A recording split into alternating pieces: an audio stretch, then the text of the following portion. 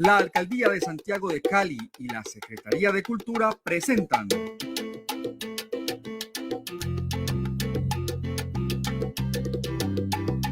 Un roce por Cali.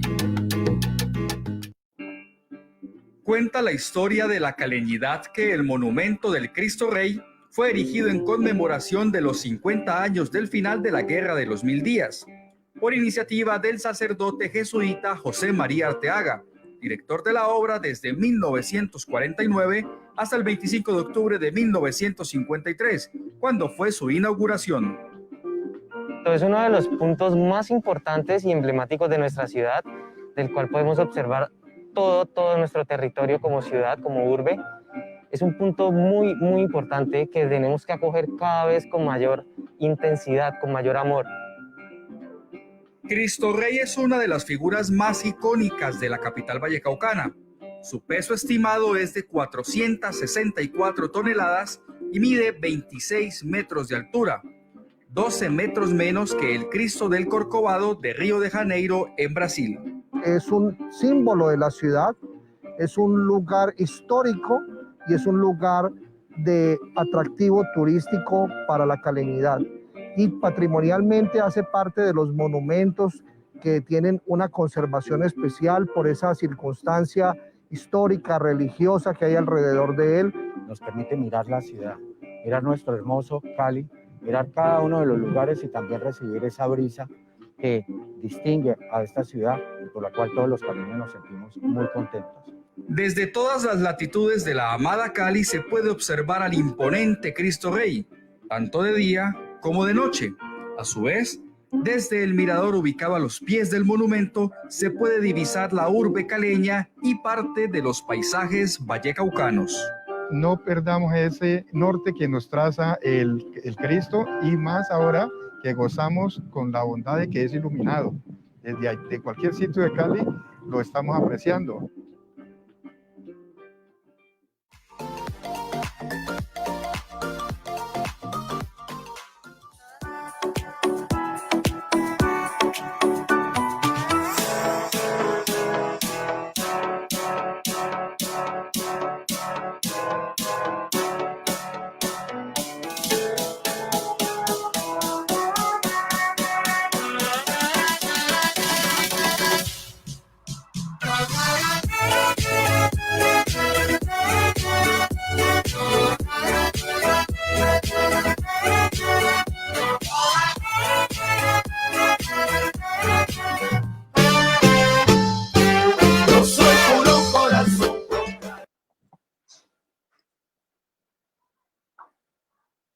Buenas noches, hoy estamos aquí para recibir la primera clase magistral del Diplomado Audiovisual de Estudios Takeshima.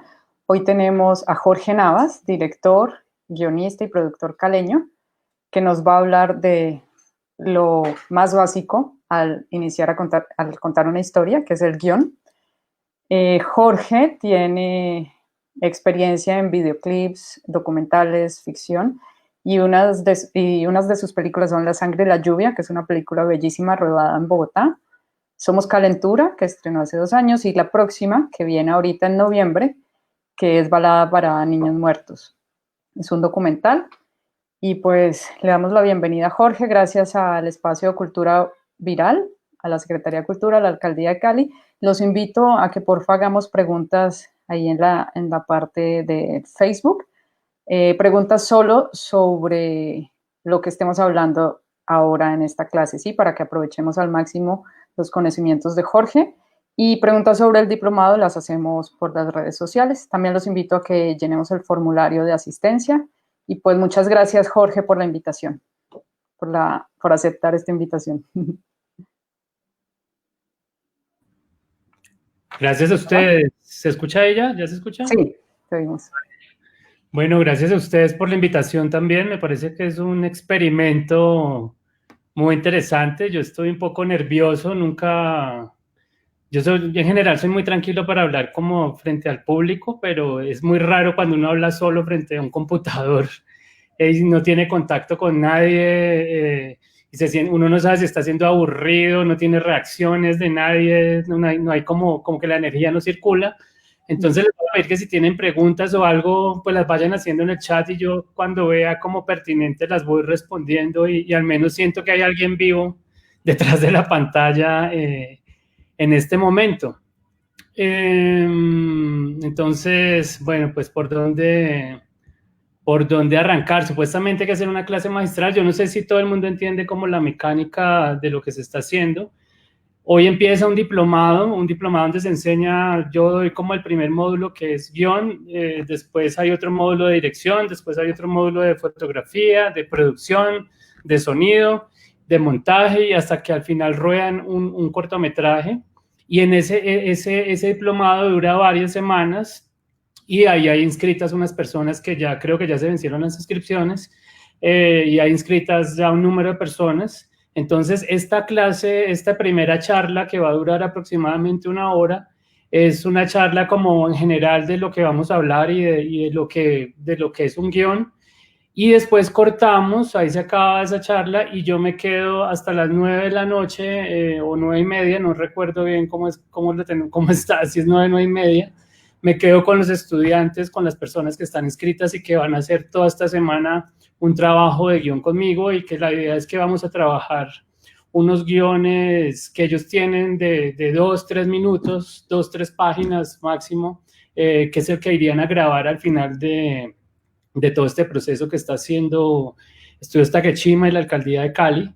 Y pues también, digamos que es muy difícil hablar sin saber cuál es el nivel de las personas que están del otro lado de la pantalla, así como pueden haber intelectuales, profesores de universidad, pueden haber chicos muy jóvenes que nunca en su vida se han relacionado con un guión o que tienen un poco conocimiento.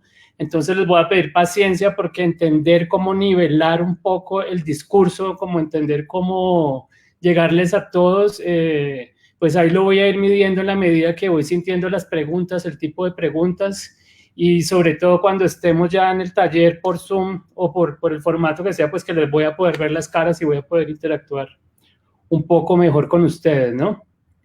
Entonces, arrancando con esto, pues yo decía, ¿cómo habla uno de un guión? ¿Qué es un guión?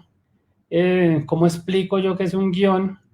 Y he estado pensando, como les digo, he estado nervioso porque es muy raro hacer este tipo de monólogos y tenía preparada como unas cosas más teóricas y más enredadas y más académicas, pero después, último momento, me dije, ¿por qué no? Tengo el mejor ejemplo, yo acabo de hacer una película que no se ha estrenado, que se llama Balada para Niños Muertos.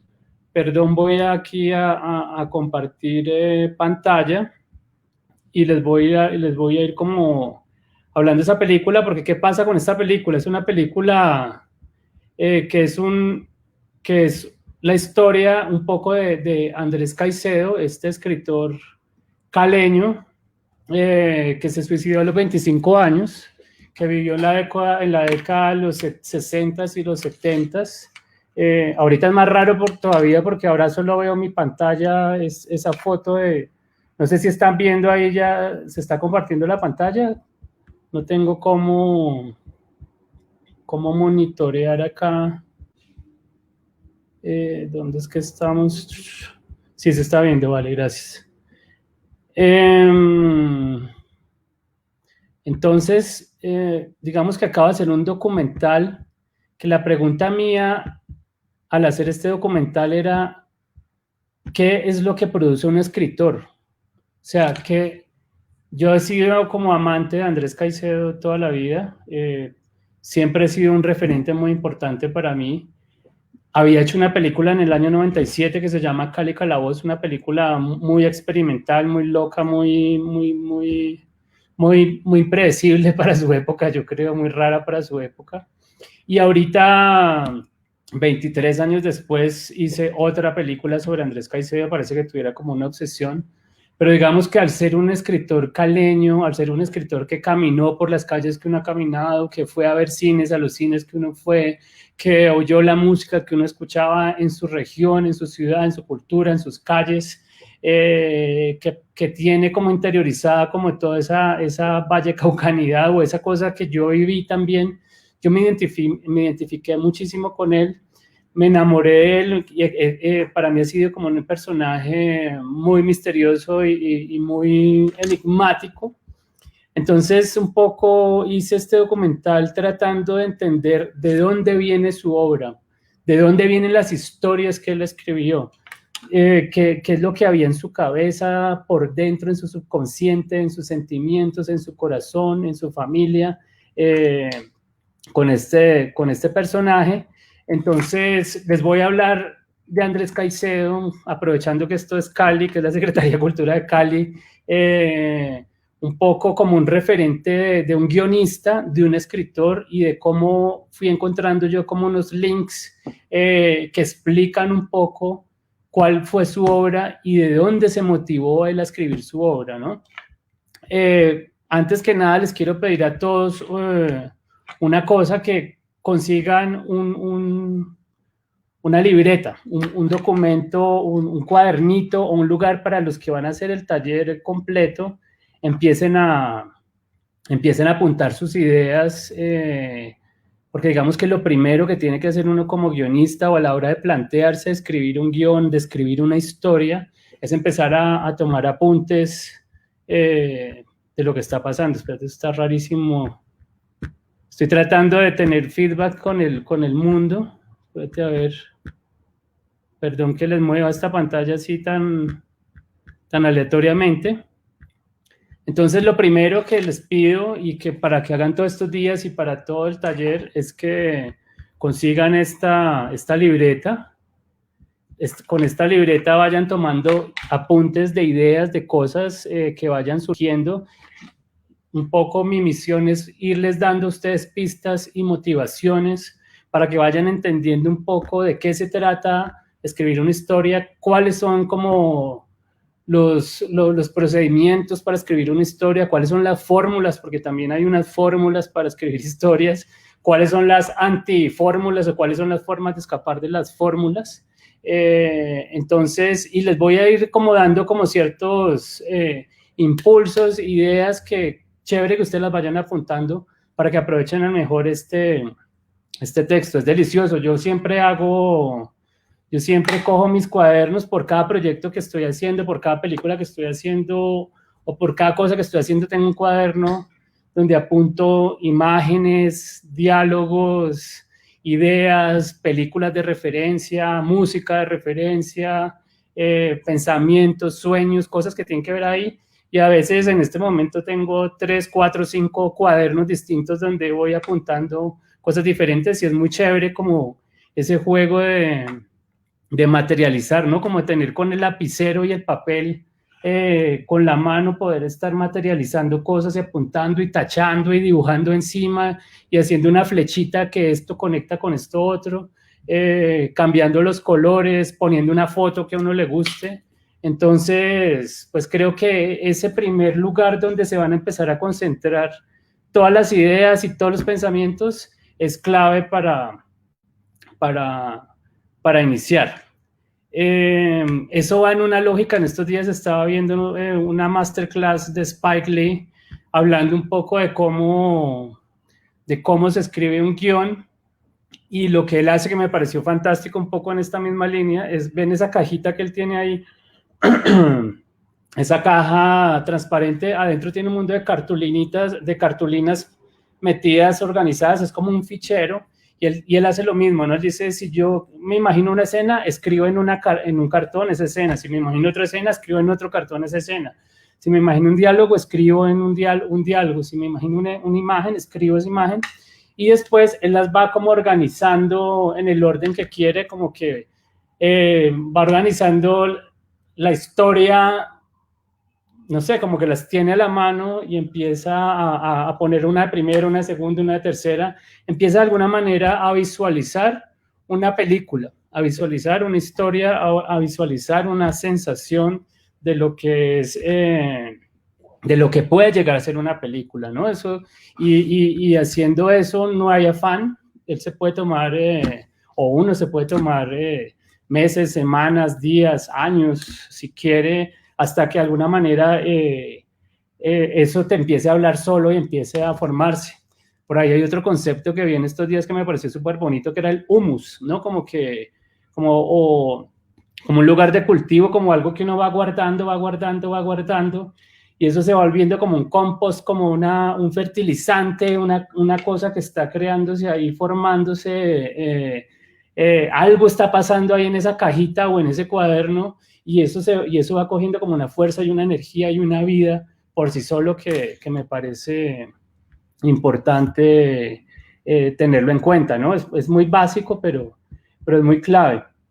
Otra cosa que quisiera que hiciéramos es que me empezara, que cada uno piense en una historia, en una historia de una película que ya se ha visto, puede ser famosísima, puede ser desconocida, pero que piense en una historia que hubiese querido escribir.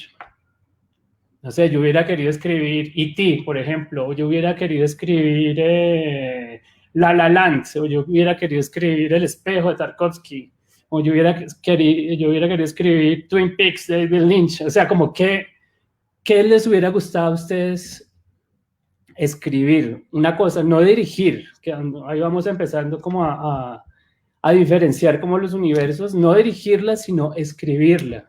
Y también preguntarles si ustedes saben quién escribió esa historia que ustedes están imaginando. Porque uno conoce muy bien a los directores, pero a veces los mismos directores no son los guionistas. Y nadie sabe de los guionistas, ni sabe de quiénes son esos señores que están ahí atrás, y eso se vuelve como un misterio. En un momento que otra vez me volví a sentir hablando en el vacío y a ver si están aquí vivos, y ahí acabo de ver que sí. Listo. Entonces, por favor, piensen en una historia que a ustedes les hubiera gustado escribir, y si pueden, escríbanmela en el chat. Escríbanmela acá en el chat del Facebook, donde estén, que supuestamente la vamos a ver por aquí. Entonces, ¿qué? Bueno, aquí estoy viendo que me están escribiendo. Bueno, nadie ha escrito nada. Me parece que es clave como ese feedback que tengamos con base, cuando esa historia que yo les estoy pidiendo que piensen y que tengan de referencia, va a servirles mucho para entender un poco todos los ejemplos que vamos a ir dando acá. Entre más personalicen ustedes con ejemplos, con vivencias, con ideas propias, lo que yo estoy hablando acá, pues creo que les va a servir mucho más este material. Entonces, vuelvo al cuaderno de apuntes y vuelvo al documental de Andrés Caicedo y vuelvo a la historia de Andrés Caicedo que había planteado al inicio y que me había dispersado, y ahorita entonces vuelvo a esta imagen. No sé si la están viendo todos bien. ¿Esto qué es? Para mí esto es como un cuaderno de apuntes del que les estoy diciendo a ustedes, de Andrés Caicedo cuando tenía 7 años. Él, en ese cuaderno, él quería ser como dibujante de cómics, y empezó a escribir en sus cuadernos de su colegio, en páginas alternas, a hacer sus dibujos, y este es uno de los dibujos que ha sobrevivido. que me parece muy interesante, como esa idea de apunte de un niño de 7 años, que dice Andrés Caicedo Estela, ACE, presenta ahí como hay una navaja ahí abierta, como amenazante, matar es fácil. Y dice Gangsters.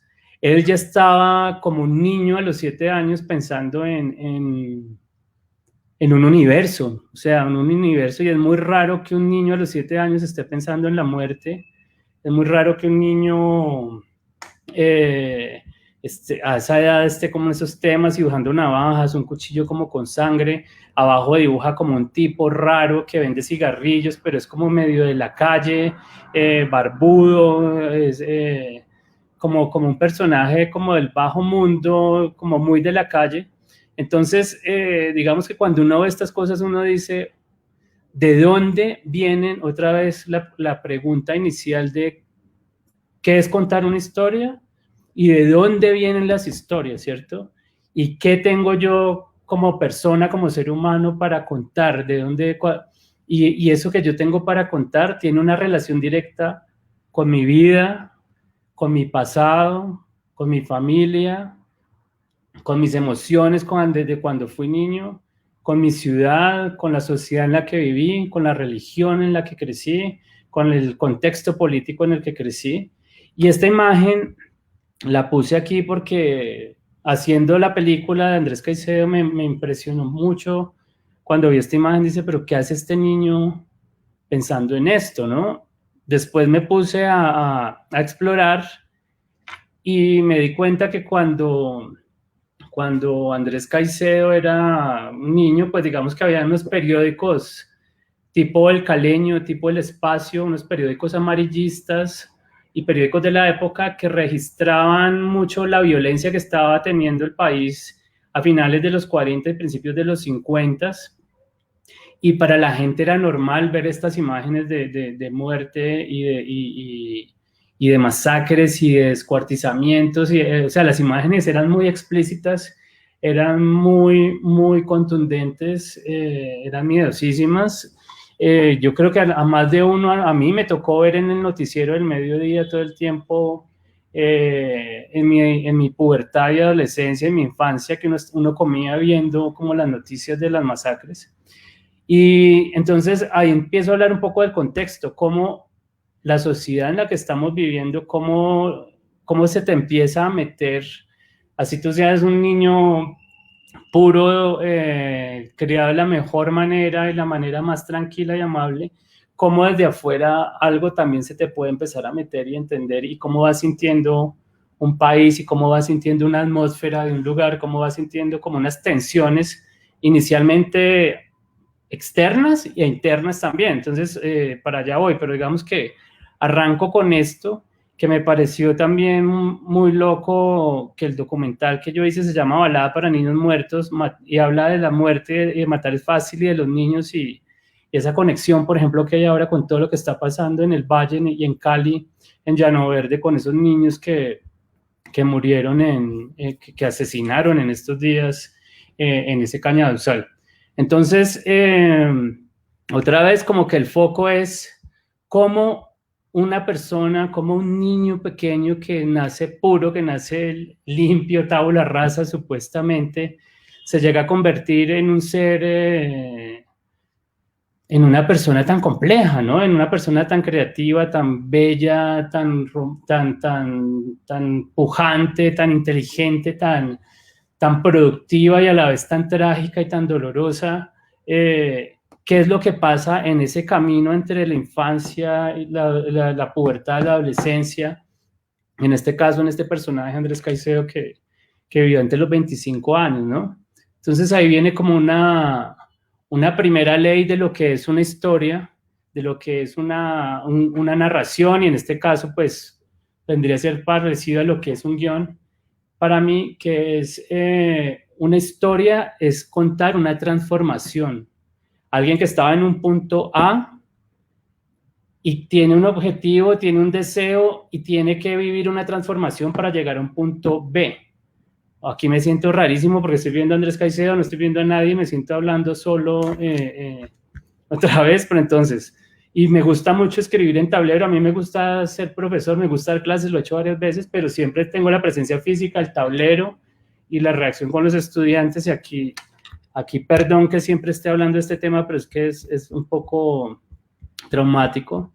Entonces, otra vez, como que lo primero, como la esencia de lo que es una historia, es hablar de una transformación. Si uno está contando algo donde no haya una transformación, donde las cosas no cambien, no es una historia, pues, no es que no sea una historia, pero no es una historia en el sentido convencional. Para que haya una historia, normalmente hay un planteamiento, hay un conflicto y hay un desenlace.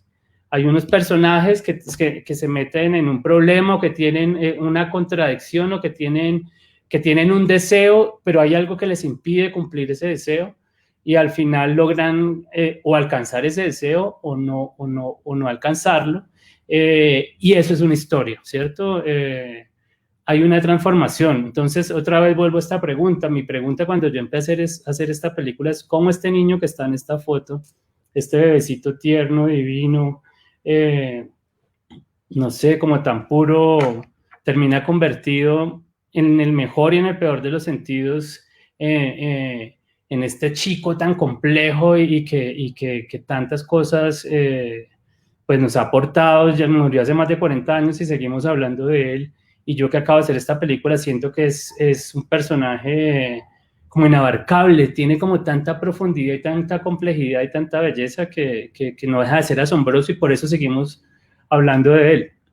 Entonces, este es el afiche de la película y digamos que la película entonces habla de cómo aparecen esas historias. Entonces, digamos, quiero que todos piensen un poco en los ejemplos que yo estoy poniendo de Andrés Caicedo, todos lo piensen un poco como en su vida propia. Un segundo. Yo veo si estamos acá. Es que aquí no deja ver nada. Este es como mi referente de lo que yo estoy poniendo de Andrés Caicedo, todos lo piensen un poco como... Listo. Ahí es donde me doy cuenta si sigo en pantalla o no, y si no estoy hablando solo. Entonces, ¿qué pasa?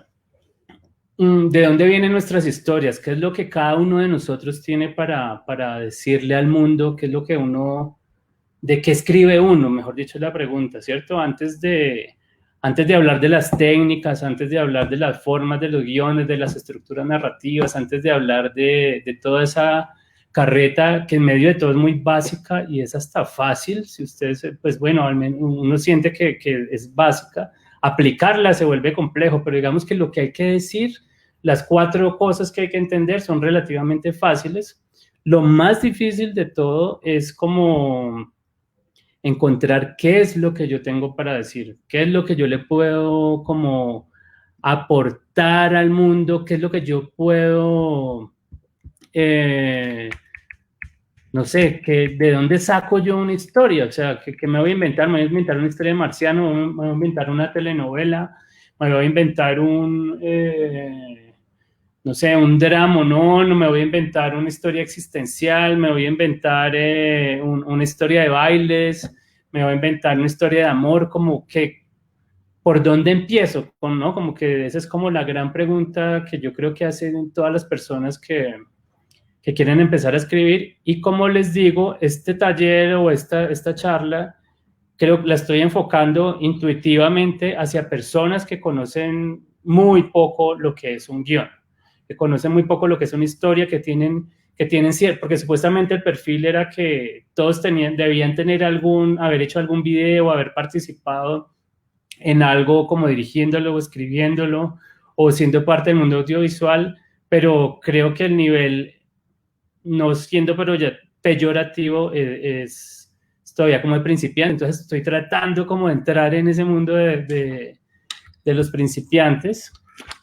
Voy a ver si me han escrito, aquí al chat las preguntas. Bueno, aquí ya hay como respuestas a qué tipo de películas les gustaría. A partir de esto yo voy entendiendo con quién estoy hablando. Entonces alguien dijo, Cinema Paradiso, le gustaría haberla escrito, que es divina, una película con un homenaje al cine que tiene muchos referentes parecidos de alguna manera a este documental de que les estoy hablando. Me hubiera gustado escribir Gone Girl, Perdida, Gillian Flynn, Los ricos están en todo lado mientras los pobres somos invisibles, ese es un comentario aparte. Candilejas, escribió otra persona por acá. La vendedora de rosas, le hubiera gustado escribir a alguien acá. Ok, entonces, otra vez volvemos a la pregunta, ¿de dónde saco yo esas historias? Entonces, en el caso, otra vez del ejemplo que estoy colocando de Andrés Caicedo, ¿qué pasa con Andrés? Andrés es un niño que tuvo 3 hermanas, nacieron 2 de sus hermanas mayores, después nació un hermano hombre, que en ese momento para las familias era muy importante tener hombres, ¿no? Porque eran los herederos, eran los que iban a manejar el negocio del padre, eran los que representaban como la continuidad del apellido, la continuidad de la familia. En los años 50, si ahora somos machistas, patriarcales, en esa época pues éramos mucho más como sociedad latinoamericana, entonces el hombre era muy importante. ¿Y qué pasa con ese hermano Andrés que murió siendo niño? Murió, no recuerdo, yo tengo, una de las cosas que les voy a decir es que tengo pésima memoria, y les pido el favor, les pido perdón si me equivoco a veces como con algunos datos exactos, pero este niño murió como a los 2 años y medio, el primer hermano. Después nació Rosario Caicedo, que es su tercera hermana. Después nació Andrés, y después tuvo otro hermano que también murió muy pequeño a los meses de haber nacido. Entonces, ¿qué pasa cuando tú naces? Cuando tú naces en medio entre 2 hermanos hombres que han muerto y tú eres el único hombre que sobrevive, y que 25 años más tarde te vas a matar, te vas a suicidar, ¿no? Como que eso uno dice, wow, ¿qué es esta cosa familiar tan tensa? ¿Y qué pasa con los hermanos hombres que murieron? Pues como que la mamá siempre empezó a hablar de esos niños. La mamá de Andrés, doña Nelis, pues siempre empezó, yo creo que en esa época era más normal que murieran los niños al nacer, pero no deja de ser un trauma, una cosa muy fuerte que se le muera a un hijo. Entonces como que en ese momento la mamá parece que muy afectada y muy dolorida por la muerte de sus hijos, empezó a hablar de ellos como si siguieran vivos, ¿cierto? Como si los niños existieran, entonces no sé, como que se refería a ellos como si estuvieran vivos, como si estuvieran por ahí, como si estuvieran presentes en las cosas. Y mi percepción de eso es que Andrés empezó a vivir como con 2 fantasmas en su casa. Como que empezó a vivir con 2 fantasmas en su casa, con su mamá relacionándose, y todo el mundo en la familia, porque es normal, porque cuando hay esas pérdidas tan fuertes, pues la gente se empieza a relacionar con esas pérdidas de una manera fuerte, y de ahí viene como un concepto de vivir como en una casa con fantasmas. Yo no sé si ustedes, de pronto a alguien se le ha muerto un hermano o se le ha muerto un familiar cercano, entonces se empiezan como a convivir con fantasmas.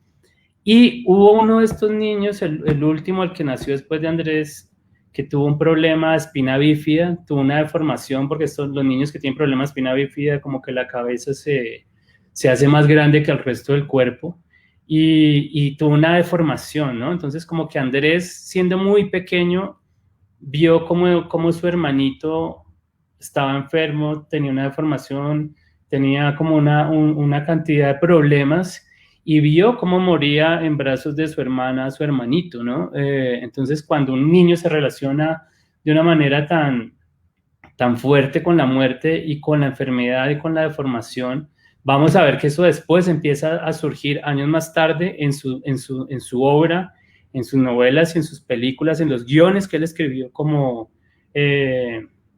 guionista, ¿no? Entonces, como que vayan teniendo en cuenta como estos pasos.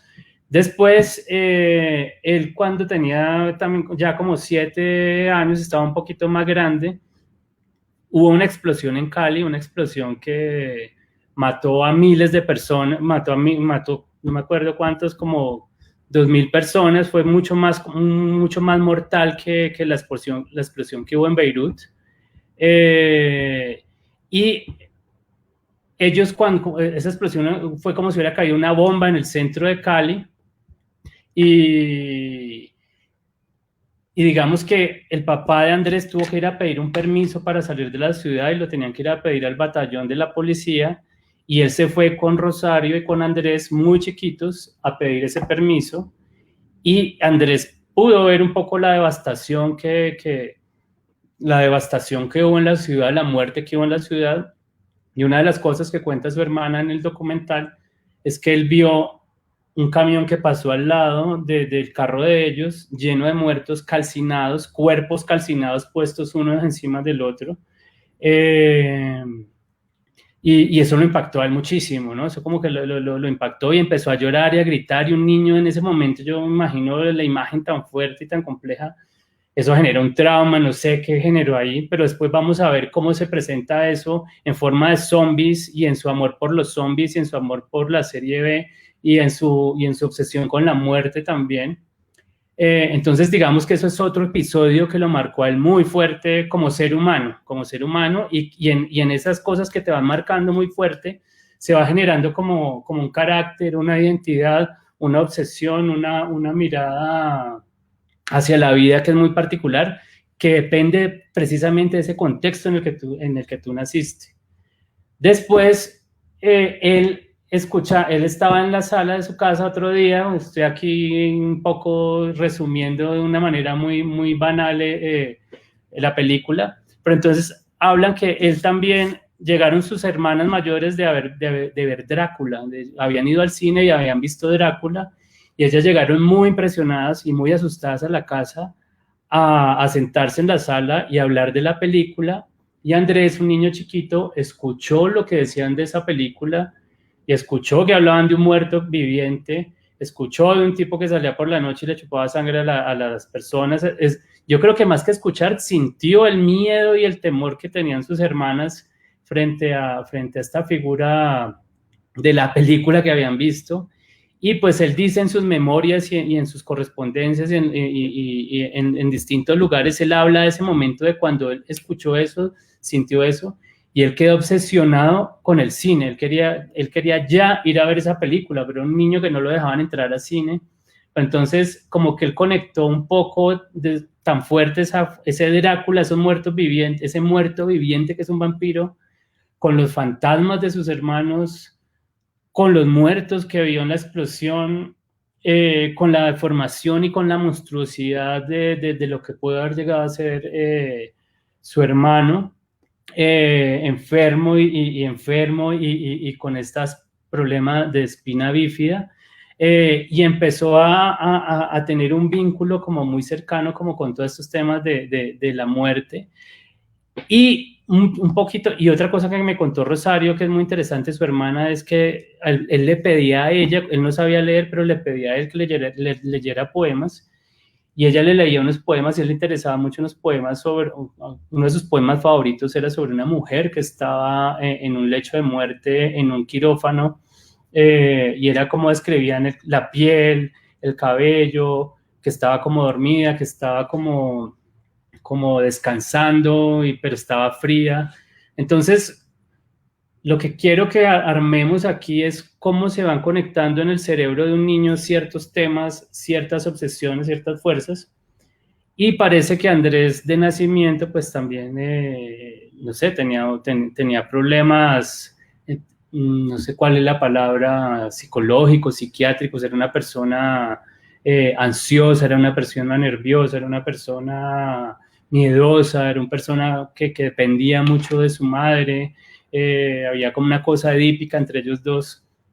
Entonces, todas estas cosas quedan como muy marcadas en él, y cuando uno empieza a ver que él empieza a conectarse, cuando él por fin ve Drácula, ve esta película de Drácula, como que para él hay como algo, esa imagen cinematográfica le conecta muchas cosas de su universo, y él se obsesiona con estos monstruos de la Hammer Films, de las películas que salían en esa época, que eran las películas de serie B, que hablaban de monstruos, que hablaban de zombies, que hablaban de hombres lobo, de fantasmas. Los zombies todavía no existían, perdón, porque los zombies son más de los 70s, de principios de los 70s.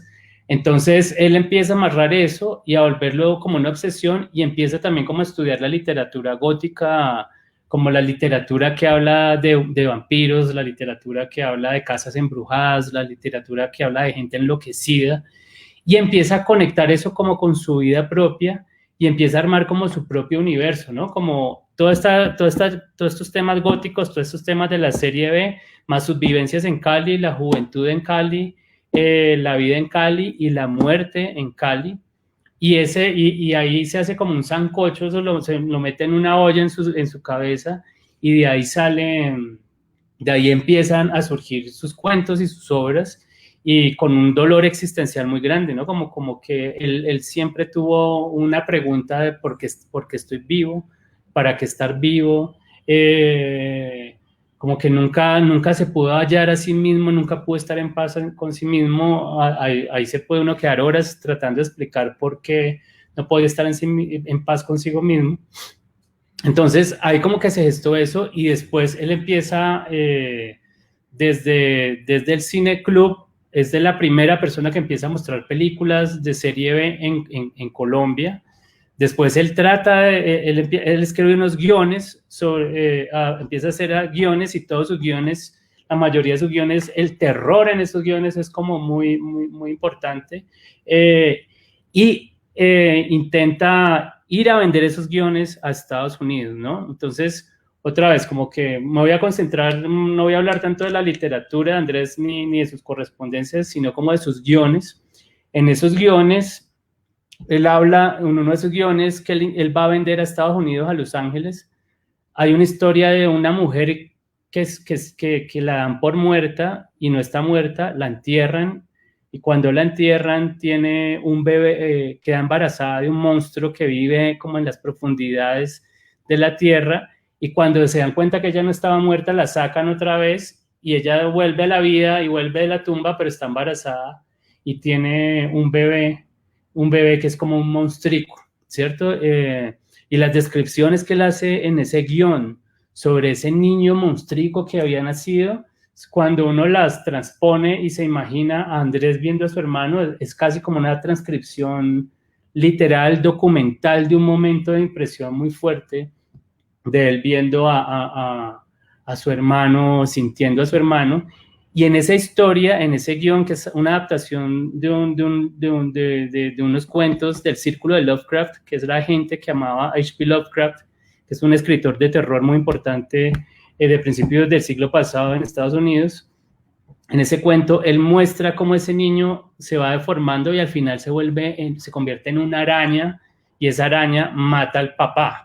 Es una cosa loquísima que pues, es muy difícil de como detallarla acá, pero me parece muy interesante entender un poco cómo toda esa historia de su hermano, o al menos así lo sentí yo, eso es mi percepción, ese es mi análisis, esas son las conexiones que yo hago, cómo un poco ese hermano y toda esa vivencia que él tuvo en la infancia, y ese dolor y ese conflicto que tuvo ahí, lo puso por escrito, lo exorcizó también en una historia, y habló de su hermano, y habló de su miedo, y habló de su familia a través de esa historia, ¿no? Y aparte se fue como un loco a los 23 años a Los Ángeles a tratar de vender ese guión, pensando que lo iba a vender. Y ahí viene otra cosa que me parece muy interesante de los guionistas y de la gente que escribe algo, y la obsesión que se genera por lo que uno escribe y por lo que uno quiere decir y por lo que uno necesita como exorcizar, vomitar, sacar, expresar, que es irse hasta Estados Unidos a los 23 años, cuando si al cine colombiano nadie le presta atención, si a los latinos nadie les presta atención en el cine, si en esa época éramos mucho más anónimos, desconocidos. Él ni siquiera hablaba inglés, se fue a Los Ángeles, creo que es el primer colombiano y de los primeros aventureros latinos que se vaya a tratar de buscar un productor para su guión, y estaba muy concreto pensando en un productor que se llama Roger Corman, que era como un productor que hacía estas películas de serie B y hacía películas de adaptaciones de escritores de terror, él tenía como muy en su cabeza que iba a buscar a este señor, ¿no? Entonces, todo lo que hizo, y como a los 23 años estaba ya con esos 2 guiones escritos, ya había escrito otras cosas, obviamente, y mientras está en Estados Unidos y mientras no conecta con nadie y se le vuelve un infierno estar allá y no puede como hacer ninguna conexión con nadie, también empieza a escribir que viva la música en Los Ángeles.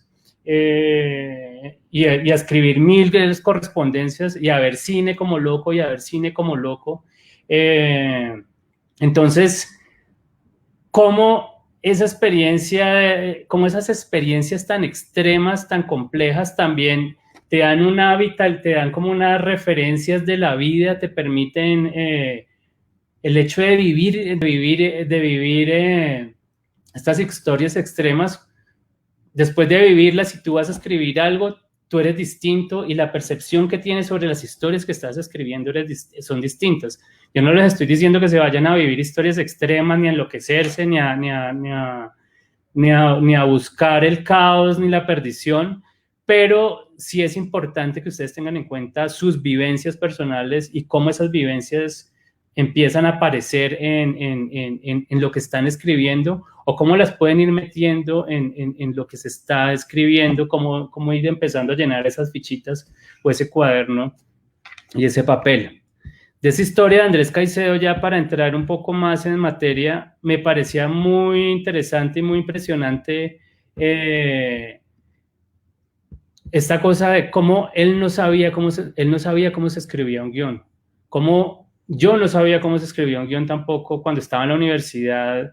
Digamos que escribir un guión técnicamente ya hay como un formato universal, ¿cómo será que? Un segundo, ¿cómo amplío esto? Hay un formato universal de qué es un guión, de cómo se escribe un guión, que es muy loco porque en ese momento él lo intuía, pero no lo sabía. Entonces, ya para empezar a hablar de guión, y ya volvemos a conectar nuevamente con Andrés Caicedo, nosotros en Colombia hasta hace muy poco no sabíamos cuál es el formato universal de un guión, ¿no? Como algo tan sencillo como que hay que poner primero, si es un exterior o un interior, el encabezado, cuál es el encabezado de la escena, como ustedes están viendo acá, no sé si se está viendo bien.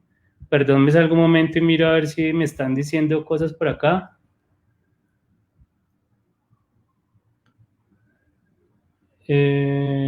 Ok, bueno, sí, hay vida por aquí y aquí hay vida, sí. Listo. Entonces, o sea, eso lo vamos a ver más adelante, no se preocupen, pero quiero como simplemente dejar marcado en este momento que un guión tiene unas cosas básicas como un encabezado, que si es un exterior o un interior, cuál es el espacio donde está sucediendo la acción de la que estamos hablando, y si es de día o si es de noche. Se escribe una acción, Dayan sentada en la terraza y vistiendo únicamente una camisa de Rufo, mira soñadora del paisaje urbano. Se escribe el nombre de un personaje que habla y se escribe el diálogo, y así consecutivamente una acción, un diálogo, una acción, un diálogo, un cambio de escena y unas acotaciones, ¿no? Digamos que cuando uno se encuentra con los guiones de Andrés, que él intentó ir a vender a Estados Unidos sin saber inglés, pues se encuentra uno que él, por ejemplo, primero, pues lo tradujeron muy mal. Un guión no se puede dejar traducir por cualquier persona porque puede ser un desastre. Entonces, en este caso, él no tenía plata, él no sabía nada de eso, y hizo que con su hermana tradujeron con un diccionario. Su hermana vivía en Estados Unidos, Rosario vivía en Estados Unidos, y con un diccionario y con el inglés que ella sabía, que no era muy, muy profundo, tradujeron estos guiones. Y pues eso primero quedó mal traducido seguramente. Segundo, las acotaciones y todo el formato universal, el formato en que se debe presentar un guión, no lo tenían, y si uno no tiene eso, un productor no te va a leer un guión, si no tienes estructurado pues esa forma de cómo se hace un guión, no lo va a leer. Y segundo, él hacía explicaciones técnicas de cómo se imaginaba la película, qué hacía la cámara, por dónde se movía la cámara, cómo se movía la cámara, y mezclaba dos cosas que son muy distintas. Una que es un guión literario, donde es una cosa, como su palabra lo dice, literario, es casi como una novela contada en este formato, y otra cosa que es guión técnico, ¿no? Como que un guión técnico es un guión donde uno solo habla de las cosas técnicas, de los movimientos de la cámara, de los lentes, del tamaño de los planos, de especificaciones y apuntes muy técnicos, y esas dos cosas deben vivir separadas. Esas dos cosas no son lo mismo, deben vivir separadas, y en este caso como que Andrés las mezcló, y pues era mucho más difícil para un productor. Él llegó logró que un par de productores vieran sus guiones, sobre todo, y eso pues lo mandaron, le dijeron, no entendemos nada, gracias por mandárnoslo, pero no entendemos nada. Y pues es algo que nos puede pasar a nosotros también, ¿no? Como que un poco el objetivo de este taller es que ustedes entiendan un poco cuáles son los formatos universales, no son para nada complicados, pero que entiendan cuál es la forma de presentar un guión y cómo se hace formalmente un guión, aparte de entender cuáles son las motivaciones, después entender cuáles son las técnicas, cuáles son las fórmulas y cuáles son como los formatos en los que se trabaja un guión. Eso es parte de este taller. Entonces, digamos que siguiendo con esta idea de guión, yo quiero que ustedes entiendan que un guión es una guía para hacer una película, ¿no? Un guión, la persona que escribe un guión es como el primer espectador que ve una película de alguna manera, y con ese guión, con esa historia, con esas páginas ahí escritas, es donde de ahí en adelante todo el mundo se va a apoyar para entender qué película vamos a hacer y qué necesitamos para hacerla, ¿no? Y eso significa presupuesto. Entonces, también cuando uno está escribiendo, cuando uno va a escribir cualquier historia, pues tiene que ser muy realista y pensar en cuáles son sus posibilidades reales de hacer algo. En el caso de Andrés Caicedo, de este niño que se convierte en una araña gigante, que destruye su pieza, que destruye su casa, que mata a su papá, y que es una historia ubicada como en Estados Unidos hace 200 años, en una casa inglesa gótica, pues digamos que hacer eso vale mucho dinero, ¿cierto? Como que tratar de hacer ciencia ficción vale mucho dinero, es muy complejo y solo lo puedes hacer si llegas a Hollywood y si llegas a conseguir dinero con un productor o alguien que te financie esa historia que tú estás escribiendo. Entonces, una invitación también para arrancar que les hago es que piensen que las historias que van a escribir, que lo que ustedes quieren contar, se adapte un poco y con facilidad al entorno que tienen y a las posibilidades reales que tienen, técnicas y económicas. Como que no empiecen su guión diciendo que llega una nave espacial a la ciudad de Cali y se para encima del CAM y destruye el edificio del CAM, porque pues va a ser complejo, ¿no? A menos que ustedes quieran hacer una película kitsch o una película donde se vea que el platillo volador es obviamente un plato que está colgado de un palo con un nylon y eso parece un platillo volador y todo es como un chiste o una cosa hecha a propósito, pues está bien que sea así, pero piensen mucho en que el guión que ustedes están escribiendo es también el presupuesto un poco de lo que están escribiendo, es el dinero de lo que implica y es todo lo que va a ser necesario para sacar esa película adelante.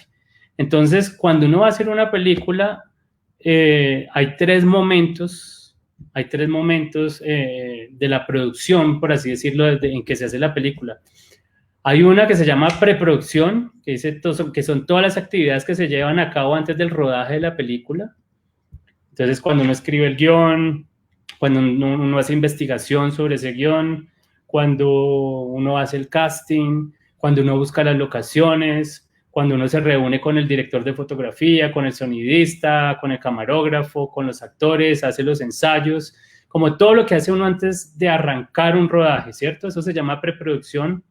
Y el guión es la parte más importante de la preproducción. Si no hay guión, no se puede arrancar la preproducción. Entonces el guión es como el cigoto, es como el alma de todo, el lugar de la primera piedra desde donde todo parte. Después, la segunda etapa ya en el rodaje se llama producción y coincide con el rodaje y la solución de los problemas que vayan surgiendo. Eso es como, en el caso de un largometraje, las 7, 6, 8 semanas que se demoran en Colombia uno haciendo una película, rodándola, levantándose todos los días a las 5 de la mañana y acostándose a las 10 de la noche y cumpliendo planes de rodaje, todo eso es la producción. Y la postproducción es cuando ya terminaste y ya tienes todas tus imágenes grabadas y sonidos y empiezas a editar, empiezas a hacer mezcla de sonido, empiezas a hacer color, empiezas a hacer efectos especiales, efectos visuales, créditos, todas estas cosas. Y pues después viene como otra etapa que es la exhibición y estreno, que de esa no vamos a hablar en este momento, pero me parece importante que ustedes entiendan que cada historia que ustedes escriben, en el caso de un guión, está enmarcada en un universo mucho más grande del que dependen muchas cosas y que ustedes están sembrando como la semilla y son como los primeros en lanzar como el dardo y plantear algo, y de ahí en adelante se empieza a crecer y a formar un equipo que a veces son de 20, 50, 70, 80, 200 personas que todos van a trabajar con referencia en el día a día de lo que escribió el guionista y de lo que está en ese papelito ahí metido, ¿no? Entonces, clave que puedan, pues como pensar con esta lógica de producción un poco también. Aquí ya como para ir terminando este primer momento, todas estas imágenes me las encontré ayer, como les decía, yo estoy acostumbrado a tener un tablero y a escribir y a ser como un poco más interactivo, y ayer me asusté, dije, no, ¿yo cómo voy a hacer para dar esta charla si no tengo tablero? Y empecé a buscar imágenes al azar en Google, como para tratar de ilustrar esto, y me encontré esta imagen que me pareció muy interesante, que habla un poco de lo que es una historia y lo que es un guión y las complejidades y tensiones internas que hay alrededor de un guión. Qué pena, está en inglés, pero me pareció que era muy pertinente. Entonces, habla un poco, este cuadro verde dice, esta es tu historia. Esa historia tiene una estructura, tiene un diálogo, tiene un planteamiento que tú haces. En este caso, como les decía, un niño que nace enfermo y se convierte en una araña. Después, esa historia que tú escribiste tiene una conexión con este círculo rojo que es tu carácter, ¿no? Como tu inspiración, tu personalidad, tu formación, tu contexto social, tu contexto político, tu contexto religioso. Y esa historia que se relaciona con tu personalidad tiene otra cosa que se cruza y que está ahí siempre superpuesta, que es como la posibilidad de trabajar en la industria o de hacer que ese guión se produzca, ¿no? Porque lastimosamente el cine es muy costoso. Para hacer una película, ya no tanto, pero antes sí era muy difícil conseguirte una cámara de cine, conseguirte un sonidista, conseguirte película, conseguir que se revelara la película, conseguir fotógrafo, vestuarista, dollies, luces, el dinero para mover todas estas cosas, transporte, toda la gente que hay detrás. Es como mover un circo muy gigante, y tu guión, si tú quieres ser guionista o si tú quieres llegar a hacer una película, pues siempre va a estar en conflicto como con no en conflicto, pero va a estar en tensión, va a estar ahí como como un nivel, va a tener un nivel de diálogo y complejidad con industria, tu guión, tu historia y tu personalidad. Y en la mitad, pues en esta flor, en estas imágenes que están acá adentro en azul, gris, rosado y amarillo, pues dicen cómo le vendes tú ese guión a la industria, ¿no? El pitching, cuál es tu, cómo lo expones, cómo lo presentas, cómo lo vendes, sí, cómo seduces a un productor o a una empresa para que te den dinero y te ayuden con tu película. Eso es muy importante en el diálogo entre tu historia y la industria. Después, entre tu personalidad y tu historia y la industria, pues también toca ver. Yo siempre pongo ejemplos como en la música, ¿no? Como que si tu personalidad es de un metalero, o es de un reggaetonero, o es de un punkero, o es de un vallenatero, o es de un salsero, como cada uno tiene formas muy distintas de pensar y de asumir la vida y de contar las historias y los temas. Entonces, seguramente en este momento, si tú eres reggaetonero, pues va a ser mucho más fácil que el mundo te compre reggaetón y que industrialmente sea mejor negocio ese reggaetón, porque todo el mundo quiere en este momento oír reggaetón y saber de reggaetón, y todo lo que sea reggaetón es un éxito. Y si tú eres un metalero y sabes que estás en el mundo del reggaetón, pues va a ser difícil que te escuchen, va a ser más complejo que te escuchen, va a ser una gran pelea, darse duro contra el reggaetón y poder como empatar. Entonces, de alguna manera no es que esté mal, porque hay que respetar como su carácter, hay que saber de dónde viene uno y qué es lo que tiene uno para decir, y hay que hablar de lo que uno en verdad le interesa y le motiva y qué es lo que lo mueve, y en este caso es el metal. Pero entonces uno no puede simplemente odiar y echarse a llorar y decir, es que como no soy reggaetonero, nadie me para bolas, sino que si sabes que vas a hacer tu película o tu metal, pero tu público va a ser más pequeño y tu nicho y la gente con la que vas a interactuar y que va a ver esa película seguramente van a ser solo el nicho de metaleros, que es obviamente mucho más pequeño que el nicho de reggaetoneros, que es más grande. No sé si este ejemplo se entiende, si está muy traído de los caballos, pero a mí me gusta mucho comparar la música como con las historias de alguna manera.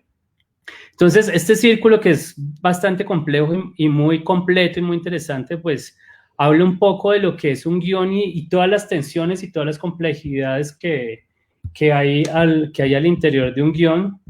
Dame un segundo, perdón, porque voy a ver que supuestamente esta era una charla de 1 hora y ya se pasó la hora en un segundo. No sé qué están diciendo acá de la alcaldía. Bueno, no sé, me va a tocar parar ahí y seguir la carreta con los chicos, porque nos toca cortar aquí e irnos a otra plataforma para continuar la clase. Quisiera más bien pedirles en este momento, si tienen un par de preguntas para responderles, para responder hasta acá. Hablar de guión es muy complejo. Creo que apenas hicimos como un pasoncito así, pero bueno, un poco era también motivarlos y excitarlos para que se siguieran el camino. ¿Alguien tiene una pregunta por ahí con respecto a lo que se está hablando de guión? Dice, ¿son como películas de bajo presupuesto? ¿Es un tipo de cine comercial de bajo presupuesto? Bueno, no entiendo el contexto. Y por ahí te preguntaban qué es una película serie B. Ok. Las películas de serie B eran como películas que se hacían, sí, exactamente, con muy poco dinero, en muy poco tiempo, con muy pocos recursos. El guión lo escribían en un día, la preproducción la hacían en 2 días y la rodaban en otros 2 días y la editaban en otros 2 días y salía así la película. Era como, otra vez como comparándolo con la música en el mejor de los sentidos, era como hacer punk. No era como pum, pum, pum, era una cosa como más urgente y más necesaria. Y eso empezó a abrirle las puertas como a nuevas formas de hacer cine y al nuevo cine independiente norteamericano en los años 70.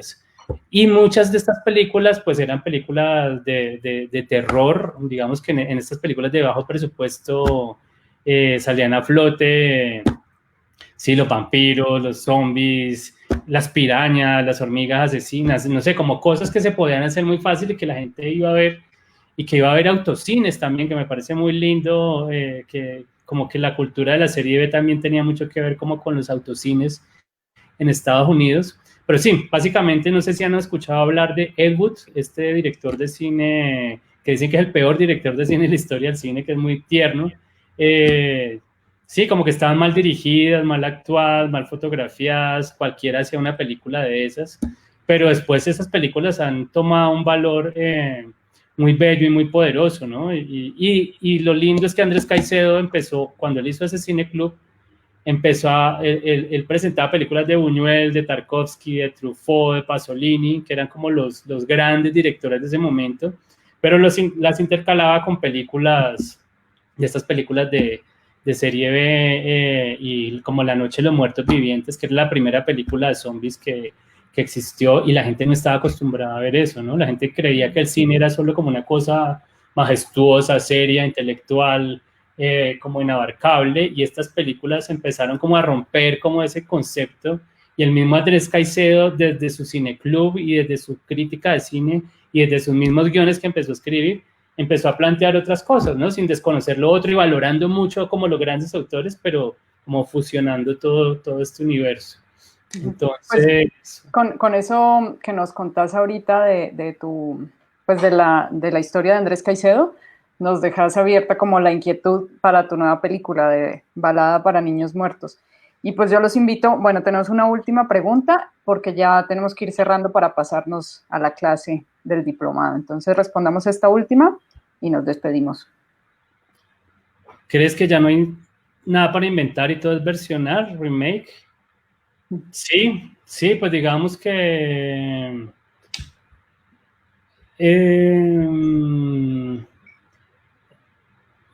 es que la respuesta puede ser larga, pero digamos que hay como unos arquetipos, es que no sé cómo hacerlo para no hacer la respuesta compleja. Con este cuento sí, de que hay 36 historias y que todo está ahí metido, ¿no? Sí, digamos que dicen que desde que el hombre empezó a escribir como esa historia de Gilgamesh hace 4000 años, el hombre empezó a escribir, hay como unas lógicas de cómo son las historias y hay unas fórmulas que se repiten. La palabra no es fórmula, pero como para que me entiendan ahorita, hay como muchas cosas que se repiten y las historias en el fondo son las mismas, y por eso yo no sé si hay un término que seguramente todos han escuchado que se llama el viaje del héroe. El viaje del héroe es como la mitología de alguien que tiene un objetivo, que es ir a matar el dragón para salvar a su pueblo, ¿cierto? Y ese hombre que tiene que ir a la cacería del dragón para salvar a su pueblo de la maldición, tiene que pasar por una cantidad de etapas que normalmente pueden ser las mismas que cumple Batman en el 2020 para ir a matar otro tipo de dragón y salvar a la sociedad del crimen, o posiblemente pueden ser las mismas etapas que cumple una persona de clase media, trabajador de un banco en Cali, para ir a matar a un dragón, que en este sentido el dragón se puede volver reconciliarse con su esposa en un problema familiar que tienen, ¿cierto? Como que ya no es el dragón, sino que el conflicto y lo que tiene que encontrar y contra lo que tiene que pelear y lo que tiene que restablecer el orden, es el orden del hogar, y es el orden de la casa, y es salvar su familia, y es salvar como el sentido de su hogar. Y todas esas historias, de alguna manera, digamos que los que han estudiado las historias, los teóricos dicen, sí, ya todas las historias están más o menos planteadas, por eso existen ya ciertas fórmulas, pero el problema es cómo se aplican esas fórmulas y qué tan fácil son aplicarlas. Y a mí normalmente me pasa que cuando doy estas clases yo les digo a los estudiantes, ustedes ya saben esto de planteamiento, nudo, desenlace, primer acto, segundo acto, tercer acto, punto de giro, estas cosas, y ellos me dicen, sí, eso ya lo sabemos, como que lo miran a uno hasta como con desprecio porque uno les pregunta si saben eso, Y cuando lo ves en la práctica, la gente se pierde, o sea, cuando hay un esquema tan básico de desarrollar las historias, realmente es muy sencillo, pero ponlo en práctica y esa sencillez empieza a volver súper compleja. Y también, y cuando se concreta, a veces cuando vas a ver el resultado es súper obvio, es súper explícito y has escrito un cliché y no has escrito realmente nada poderoso ni nada contundente o nada con un carácter o una personalidad. Entonces, sí están, yo creo que sí hay muchas cosas escritas, pero los contextos siempre son, las historias siempre son las mismas, pero los contextos siempre son muy diferentes. Entonces, pues sí, si quieren, pues cortemos acá, sí, a pesar de dejar como a todo el mundo ahí embalado, no sé cómo sería el procedimiento para Ahora nos seguimos, nos pasamos a la otra plataforma y continuamos con la clase. ¿Sí? Pues muchas gracias a todos los que se pudieron conectar hoy. Los esperamos en la próxima fecha con la clase de dirección que nos va a dar Marcela Rincón. Y gracias a Jorge. Y los invitamos a que estén pendientes en noviembre, que estrena su película, su documental. Así que pues hasta la próxima. Muchas gracias. Vale, gracias. Nos vemos.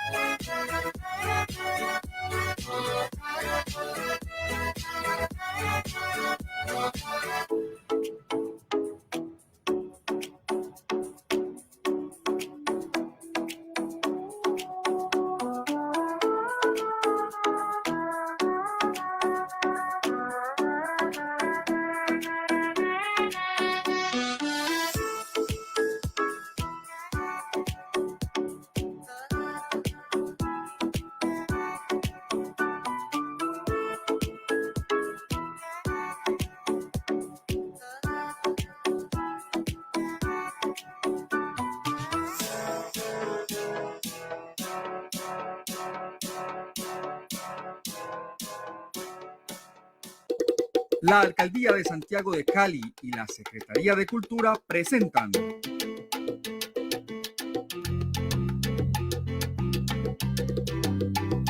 Un roce por Cali.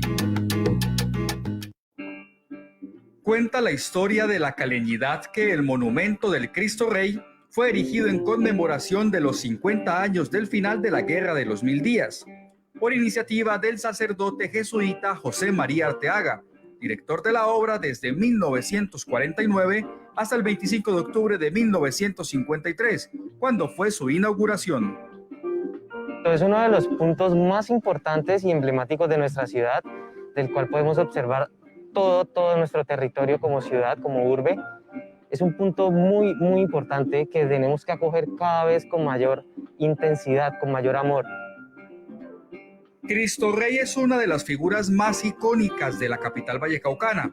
Su peso estimado es de 464 toneladas y mide 26 metros de altura, 12 metros menos que el Cristo del Corcovado de Río de Janeiro en Brasil. Es un símbolo de la ciudad, es un lugar histórico y es un lugar de atractivo turístico para la caleñidad. Y patrimonialmente hace parte de los monumentos que tienen una conservación especial por esa circunstancia histórica, religiosa que hay alrededor de él. Nos permite mirar la ciudad, mirar nuestro hermoso Cali, mirar cada uno de los lugares y también recibir esa brisa que distingue a esta ciudad y por la cual todos los caleños nos sentimos muy contentos.